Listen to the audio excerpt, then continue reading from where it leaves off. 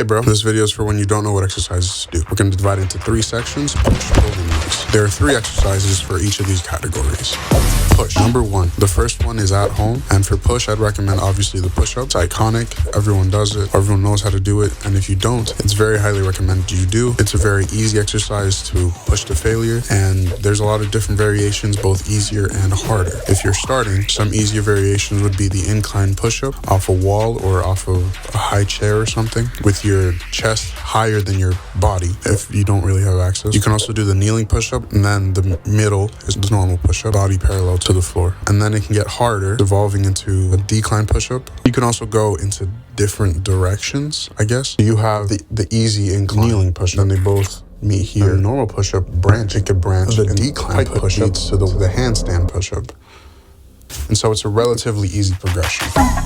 Number 2 for push is strength, and for that I would recommend the incline bench press. Well, honestly, any bench press in general, but I do recommend the incline barbell bench press because it's easier to kind of build up weight with that, and it's also less risk of injury, meaning you can do it for longer than the regular bench. Either one is fine. With all these exercises, mainly, you work in progressive overload, meaning you either get more reps or more sets or more weight every single time you work out. So it's easy to track that on barbell exercises like the bench press and the incline bench press because you kind of just throw on more weight and add the number. Usually it's 3 to 4 reps strength per set, and I'd say 3 to 4 sets depending on how much time you have. And so of course you're trying to push those sets not necessarily close to failure, but pushing hard enough that it's difficult for you to, let's say, do 3 more reps. So you should do to failure. If you're just beginning, be careful. Number 3 is for hypertrophy, and for this, I'd recommend the incline dumbbell bench specifically, or low to high cable flies. Why? Because usually the least developed areas on like fitness people is the upper pec, because there's not a lot of natural exercises that build it. Incline bench press and the low to high cable fly, they both work the lower chest, but also the upper chest as well, and the shoulder. And so it's kind of the best of both worlds, as opposed to a bench press or a normal flat bench press or a normal fly, because you kind of hit both heads of the chest and you hit some of the front delts, which also helps with like aesthetics. For hypertrophy, I went over this in a different video, but you can also, or the main purpose is to try to get as much volume, as much tension, and as much breakage in the muscle as you can. Trying to wear down the muscle as much as you possibly can without breaking it, if that makes sense. And so I'd recommend higher volume, higher reps, lower weights. Make sure 100% you push to failure and you progressively overload. That means if you have a scale, which is the RPE, 1 is like you can do 20, 30 more reps, and 10 is if you try for 1 more rep, your muscle will pop, like it will explode. A 9 means you can do 1 more rep, and then you'd be at a 10. And so I'd recommend usually from 8 to 9 for hypertrophy, mainly for the isolation exercises, the bicep curls, your lateral raises, your cable flies. But for things that are kind of more compound exercise driven, meaning it works more muscles, and 7 to 8 around there. For safety reasons. But if you do have someone spotting you, then it's fine to go to a 9 or even a 10. Just make sure everyone, please be safe. I made another video about safety in the gym. Go watch that. I'll put a card somewhere in the video. Go check that out. Stay safe.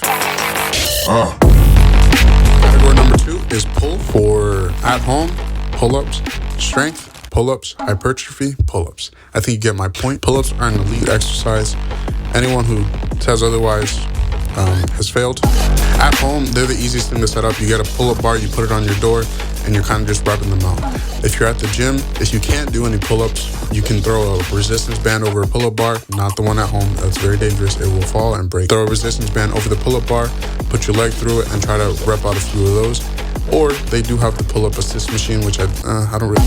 For hypertrophy, I would say pull because they do work your back the best, but I'd honestly recommend something that ideally you can build a mind-muscle connection with on your back, because that's a very difficult thing to get for a lot of people. That's why when you see people doing lat pull-downs, they usually don't feel it in their back for a while.